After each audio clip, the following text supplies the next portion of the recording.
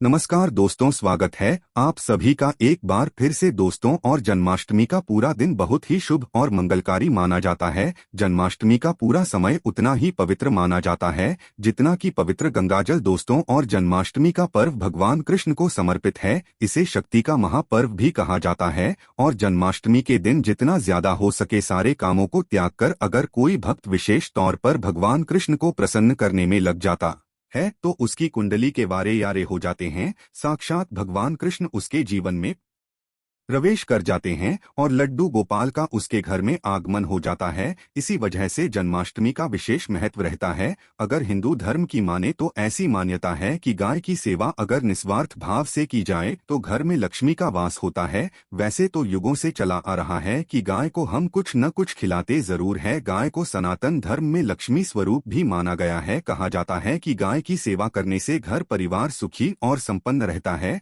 जिस घर में गाय की सेवा निस्वार्थ भाव से होती है उस घर में लक्ष्मी जी की कृपा हमेशा बनी रहती है। और जिस घर में गाय की सेवा नहीं होती अचानक से किसी भी प्रकार की वहां पर विघ्न बाधाएं आती रहती है। वैसे तो कुछ लोग शहरों में भी रहते हैं, महानगरों में रहते हैं, तो वहां पर गाय पालना संभव ही नहीं है। लेकिन गाय को वहां पर भी रोटी जरूर खिलाई जाती है। लेकिन कई बार गाय को खिलाने में कुछ भूल हो जाती है। तो कौन सी वो 3 चीजें हैं जो गाय को नहीं खिलानी चाहिए, आज हम आपसे इस वीडियो में साझा करेंगे। लेकिन दोस्तों उससे पहले आपसे रिक्वेस्ट करते हैं कि वीडियो को लाइक जरूर करिएगा, दोस्तों को शेयर कर दीजिएगा।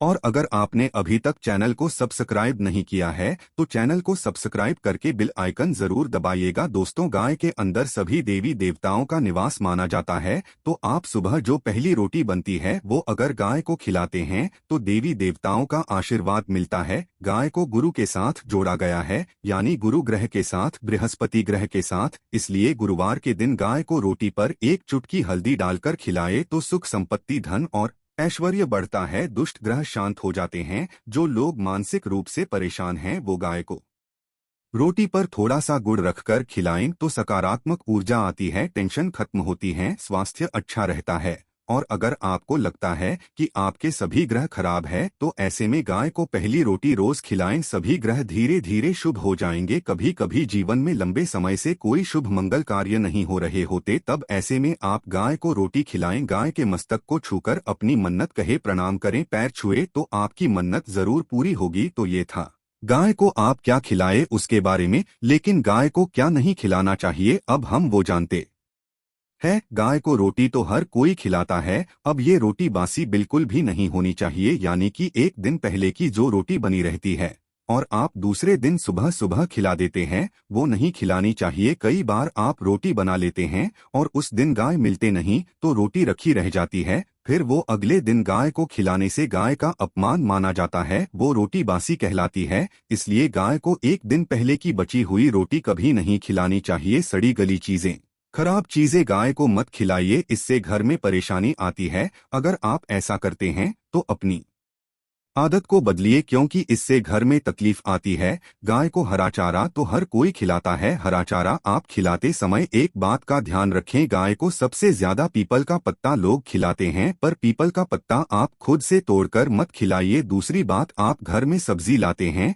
तो सांगा जाता है तो उसमें से अच्छी चीजें तोड़कर रख के बचा कुचा आप गाय को ना खिलाएं। आप जो देंगे वो गाय खा लेगी, लेकिन थोड़ी सी कुछ अच्छी चीजें मिलाकर गाय को खिला दीजिएगा तो ज्यादा फायदा होगा। गाय को दूध नहीं पिलाना चाहिए, आप दही चावल खिला सकते हैं, लेकिन दूध ताजा हो या बचा हुआ भूल कर भी गाय को मत बुलाइए। तो 3 चीजें गाय को नहीं खिलानी है। एक तो बची कुची रोटी नहीं खिलानी है, कोई भी अनाज बच जाए उसे दूसरे दिन गाय को नहीं खिलाना है। जैसे चावल बच जाता है, रोटी बच जाती है, और आप अगर चारा खिलाते हैं उन्हें तो सड़ा गला मत खिलाइए। और अगर खिलाते हैं कोई चीज तो उसके साथ कुछ अच्छी चीजें मिला लें। और गाय को दूध भी नहीं पिलाना है, ये चीजें बिल्कुल भी नहीं खिलाए, नहीं तो घर में गरीबी आती है, माता लक्ष्मी आपके घर में वास करना छोड़ देती है। 84 लाख योनियों के सफर करके आत्मा अंतिम योनि के रूप में गौ का रूप धरती है। गाय लाखों योनियों का वह पड़ाव है जहां आत्मा विश्राम करके आगे की यात्रा शुरू करती है। दोस्तों, गाय का कोई अपशगुन नहीं होता है।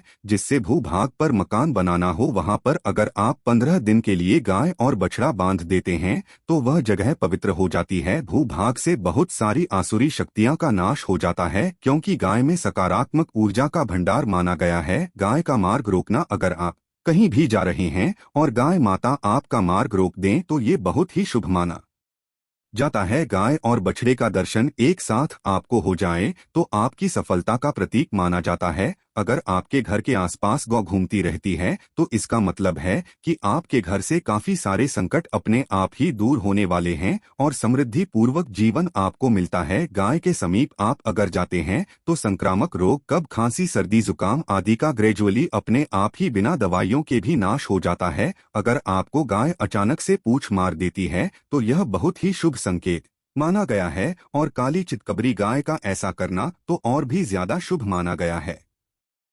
पंचगव्य जो होते हैं वो कई रोगों में लाभदायक है। पंचगव्य क्या क्या हुए? गाय के दूध, दही, घी, मूत्र और गोबर, इन सभी को शरीर की रोग निरोधक क्षमता को बढ़ाकर रोगों को दूर करने वाला माना गया है। ऐसा कोई रोग नहीं है जिसका इलाज पंचगव्य से नहीं किया जा सकता। दोस्तों, आज के समय में लोग गौमाता की पूजा करने के बजाय, उनका सही उपयोग करने के बजाय उनको काट कर मार कर खाना ज्यादा पसंद करते हैं। बुरा लगेगा शायद, पर यह सच है। और गाय को रोटी देने से न केवल सुख समृद्धि की प्राप्ति होती है बल्कि बरकत भी होने लगती है। अगर आप गौ को पाल सके तो अच्छी बात, लेकिन आज के मॉडर्न युग में जहां लोगों की शायद खुद की घर में रहने की जगह नहीं है, ऐसे में गौ को रखना थोड़ा कठिन और महंगा हो सकता है। ऐसे में आप गौ को रोटी दें। कम से कम रोटी दे करके आप सुख समृद्धि को प्राप्त कर सकते हैं। आपके घर में बरकत होने लगती है। हमारे बुजुर्ग हमेशा से कहते आए कि गाय को रोटी खिलानी चाहिए, लेकिन समय स्थिति के चलते गाय की सेवा हर कोई नहीं कर पाता। लेकिन कम से कम रोटी तो आप खिला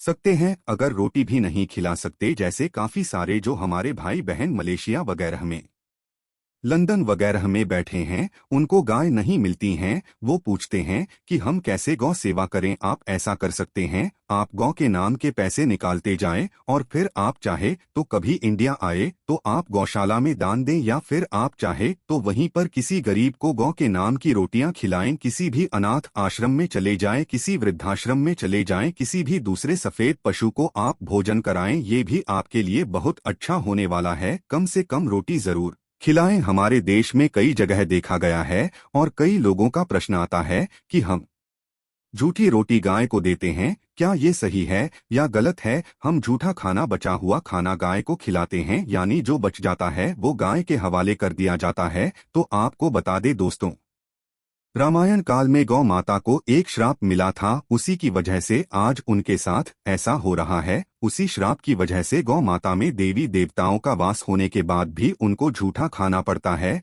यहाँ तक कि पॉलीथीन से भी खाते हैं। हालांकि यह किसी भी लिहाज से सही नहीं है। आपको बता दें, वाल्मीकि रामायण में सीता द्वारा पिंडदान देकर दशरथ की आत्मा को मोक्ष मिलने का संदर्भ आता है। जो लोग जानते होंगे वो जानते हैं कि वनवास के दौरान भगवान राम, लक्ष्मण और सीता पितृपक्ष के दौरान श्राद्ध करने के लिए गया धाम पहुंचे। वहां श्राद्ध कर्म करने के लिए जरूरी सामग्री जुटाने राम और लक्ष्मण तो चले गए और सामान लेकर नहीं आए। इधर दोपहर हो गई, पिंडदान का समय निकलता जा रहा था। सीता मां घबराने लगी, तभी दशरथ की आत्मा ने पिंडदान की मांग कर दी। अब गया जी के आगे फल्गु नदी पर अकेली सीता जी मुश्किल में पड़ गई। उन्होंने फल्गु नदी के साथ वृक्ष, केतकी के फूल और गाय को साक्षी मानकर बालू का पिंड बनाया और स्वर्गीय राजा दशरथ अपने ससुर के निमित्त पिंडदान कर दिया। थोड़ी देर में भगवान राम और लक्ष्मण जब लौटे तो उन्होंने कहा कि समय निकल जाने के कारण मैंने पिंडदान कर दिया, बिना सामग्री के पिंडदान कैसे हो सकता है? इसलिए राम जी ने सीता माँ से प्रमाण मांगा। तब सीता माता ने कहा कि जो फल्गु नदी के रेत है, केतकी के फूल हैं, गाय हैं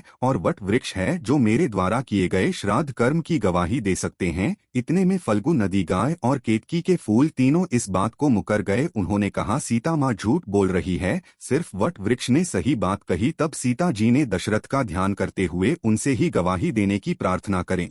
दशरथ जी ने सीता माँ की प्रार्थना को स्वीकार करके घोषणा की कि ऐन वक्त तब पर सीता ने मुझे पिंडदान कर दिया। इस पर राम आश्वस्त हुए, लेकिन तीनों गवाहों द्वारा झूठ बोलने पर सीता जी उनसे क्रोधित हो गई और उन्हें श्राप दिया। फल्गु नदी से कहा कि जा, तेरा नाम सिर्फ नदी रहेगा, लेकिन तुझमें पानी कभी नहीं रहेगा। इस कारण आप भी जानते होंगे, जो लोग जानते हैं, फल्गु नदी आज भी गया में सूखी ही रहती है। गाय को श्राप दिया कि तू पूज्य होकर भी लोगों का झूठा खाएगी, और केतकी के फूल को श्राप दिया कि तुझे पूजा में कभी नहीं चढ़ाया जाएगा। वट वृक्ष को सीता माँ ने आशीर्वाद दिया कि उसे लंबी आयु की प्राप्ति होगी और दूसरों को छाया प्रदान करेगा, तथा पतिव्रता स्त्री तेरा स्मरण करके अपने पति की दीर्घायु की कामना करेंगी। यही कारण है कि गाय को आज भी झूठा खाना पड़ता है। केतकी के फूल को पूजा से निषिद्ध बताया गया है। फल्गु नदी के तट पर जल नहीं है। सीताकुंड में पानी के अभाव में सिर्फ बालू या रेत में पिंडदान किया जाता है।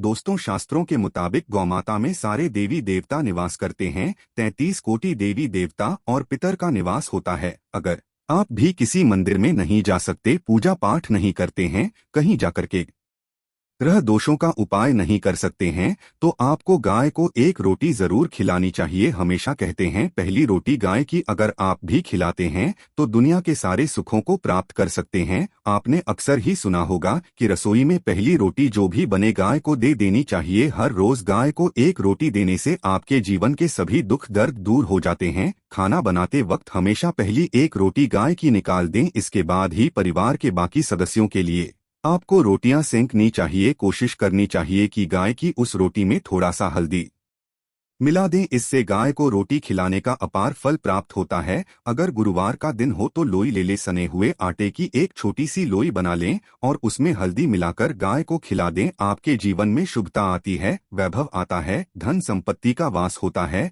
आप जो भी हासिल करना चाहते हैं जिंदगी में, तो आप देखेंगे कि तुरंत आपको मिनटों में वो हासिल हो जाता है। इसी तरह से आपको नमक का एक उपाय बताते हैं। नमक क्या है? नमक के बिना तो हर स्वाद अधूरा है, साथ ही साथ अगर नमक ना हो जीवन में तो स्वादहीन हो जाता है। जितना हम खाने में नमक को इम्पोर्टेंट मानते हैं, उतना ही ज्योतिष में नमक को इम्पोर्टेंट ही माना जाता है और इसे कर्ज की वस्तु माना गया है। किसी का नमक खाने का अर्थ क्या होता है? उसका कर्जदार होना। आपने सुना ही होगा, नमक का कर्ज अदा करना है। इसलिए अगर आप जीवन को सुगम बनाना चाहते हैं, सरल बनाना चाहते हैं, तो नमक का एक आसान सा प्रयोग आपको आज हम बताएंगे। आप देखिए कि कितने आपको पॉजिटिव परिणाम मिलते हैं, और इतना आसान है कि इसके लिए आपको अतिरिक्त मशक्कत करने की कोई जरूरत नहीं है। सिर्फ आपको अपने घर में बनी सबसे पहली रोटी लेनी है और उस पर थोड़ा सा नमक रख दें। अब आप पूछेंगे कौन सा नमक रखें? तो सबसे बेस्ट है आप सादा नमक, ढीली वाला नमक, सस्ता नमक जो भी है वो रखें। काला नमक नहीं रखना है,